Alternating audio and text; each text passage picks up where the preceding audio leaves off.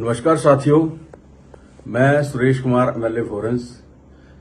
जैसा कि आप सब लोग कल से देख रहे होंगे कि सोशल मीडिया के ऊपर एक वीडियो वायरल हो रहा है जिसमें एक महिला और उसका पति मेरी गाड़ी के ऊपर डंडों से प्रहार करते हुए दिखाए जा रहे हैं। उस वीडियो की सच्चाई के पीछे मैं आप लोगों को ले जाना चाहता हूं। उस वीडियो में जो महिला डंडा लेके खड़ी है, दरअसल वो जिला परिषद के एक वार्ड से जिला परिषद की प्रत्याशी खड़ी है और उनके जो पति हैं वो अपने आप को कांग्रेस पार्टी का एक नेता बताते हैं। लेकिन कांग्रेस पार्टी ने एक फैसला लेते हुए पिछले कल अनुशासनहीनता के चलते उनको पार्टी की प्राथमिक सदस्य से निष्कासित किया है और उसी के चलते उन्होंने इस तरीके का व्यवहार जो है वो मेरे गाड़ी के ऊपर, मेरे ड्राइवर और मेरे पीएसओ के ऊपर किया। तथ्य ये है कि मैं पंचायतों के आजकल चुनाव चले हैं, इसके प्रचार में हम काम कर रहे हैं क्योंकि पंचायतों में प्रचार करना राजनीतिक पार्टियों का कार्य होता है और उसी कार्य में हम जो चुनाव आचार संहिता है उसके दायरे में कर रहे थे। लेकिन अपनी बौखलाहट और अपनी हार सामने देखते हुए उक्त महिला ने ऐसा अभद्र व्यवहार किया, मेरी गाड़ी के ऊपर प्रहार किया, जबकि मैं उस गाड़ी में था नहीं।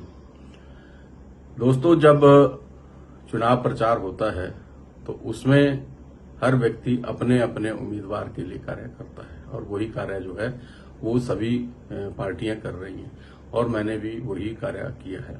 लेकिन डंडों से प्रहार करना, गाली गलौज करना और इस तरीके की अभद्र व्यवहार करना अपने आप में दर्शाता है कि किस हद तक उन लोगों की बौखलाहट है और उस बौखलाहट को निकालने के लिए वो अनाप शनाप जो है वो भाषा का, अभद्र भाषा का व्यवहार कर रहे हैं।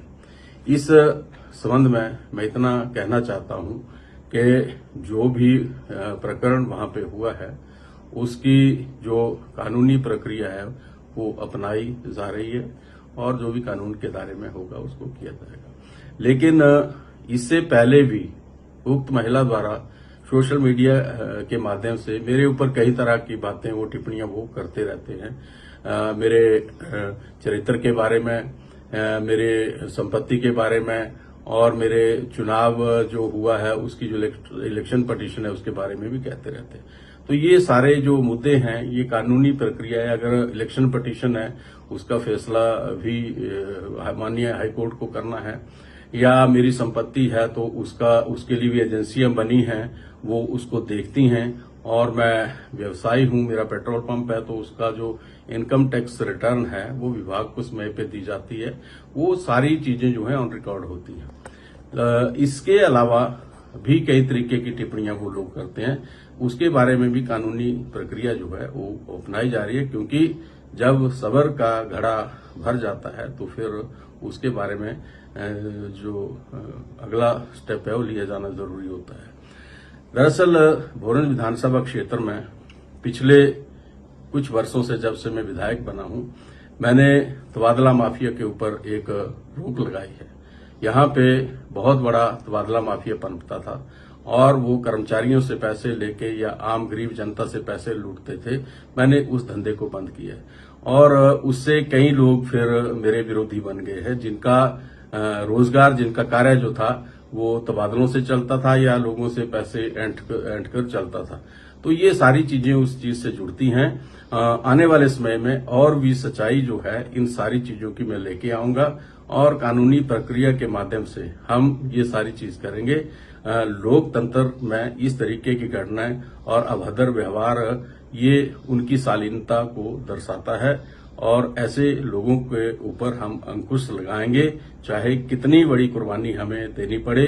हम तबादला माफिया यहाँ पे नहीं चलने देंगे, हम अनैतिक कार्य यहाँ पे नहीं चलने देंगे, यही मुझे कहना था। और सोशल मीडिया पे भी मुझे जो कुछ सोशल मीडिया हाउसेज हैं या प्रिंट मीडिया के लोग हैं उनसे भी मेरा ये निवेदन है कि तथ्यों को वेरीफाई किए बगैर आप किसी की भी बात को इस तरीके से ना उठाएं जब तक आप गहराई तक ना जा सकें और जब तक आप तथ्यों को जान न लें। धन्यवाद।